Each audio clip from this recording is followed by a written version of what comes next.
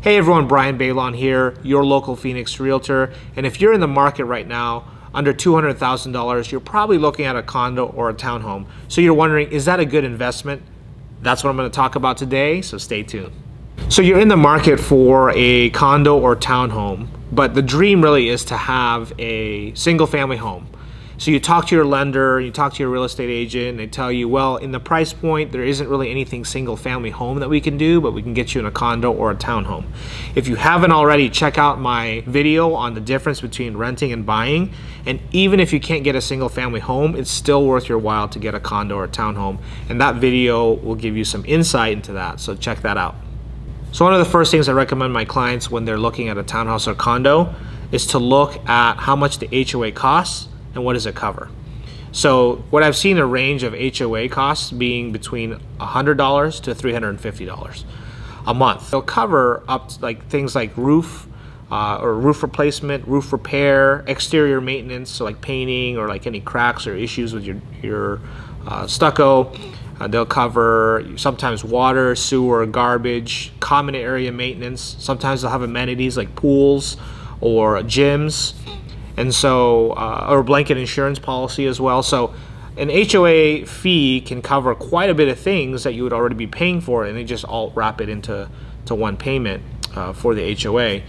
But if that's important to you, right, if you're trying to be under a certain price per month, then factoring your HOA is going to be very critical, and also factoring how much you're going to be paying for those maintenance repairs, right? And that's going to be important for you to determine whether this particular property, right, whether this townhome or condo is going to be right for you. Because if you are in the $200,000 range, your principal and interest could be a certain amount, which would, say $900 a month, $1,000 a month. And your taxes typically on condos and townhomes are a little bit lower than single family homes, which is very great for you. But then your HOA is the one that kind of makes up the difference. So you want to factor that in to make sure that that's still within your budget, but it also has the terms you want. Sometimes you'll find HOAs that are $200 a month and they only cover common area maintenance, and that may not be something that you want. And so definitely research the HOA and the HOA fees and what they cover, in order to make sure that you are getting the terms you want and the payment that you want at the end of the month. Tip number 2, it's gonna take a lot of showings and it's gonna take patience.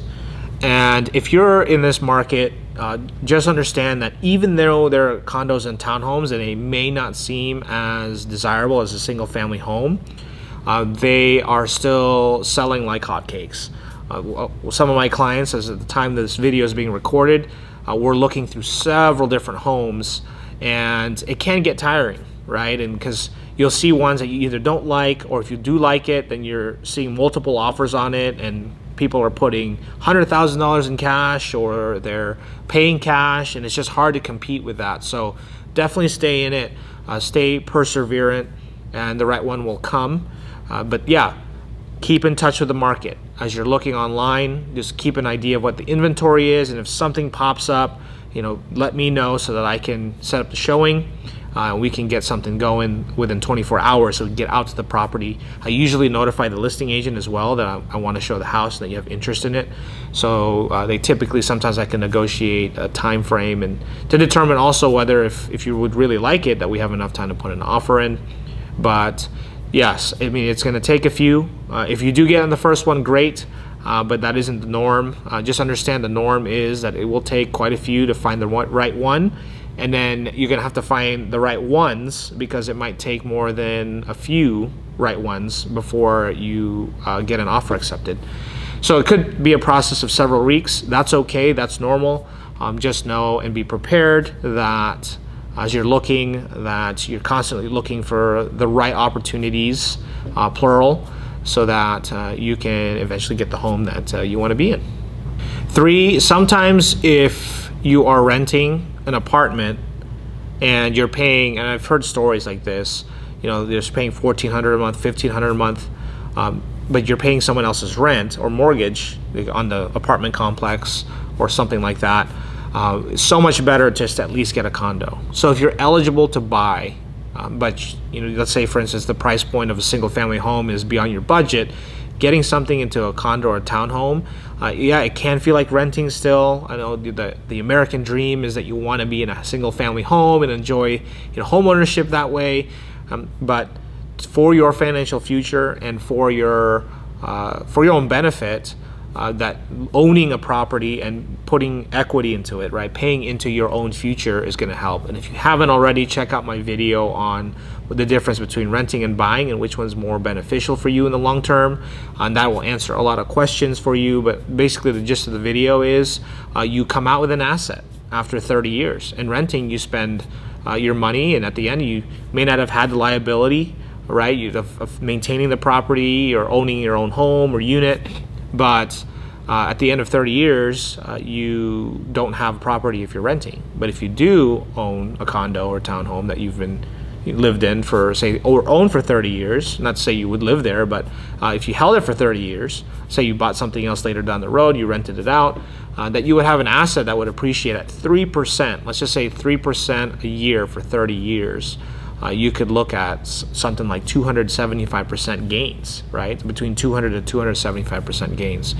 So if you bought a $150,000 condo today, in 30 years, that condo could be around 300 to 350. And that would be free and clear because you paid it off in 30 years. So just some ideas there for you if you're debating if should I just keep renting because I don't want to just buy a condo.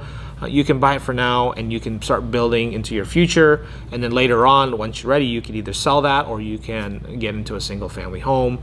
But what's cool about that is if you don't have down payment funds now, as you're building equity over time, you can also build up enough funds for a down payment for a single family home.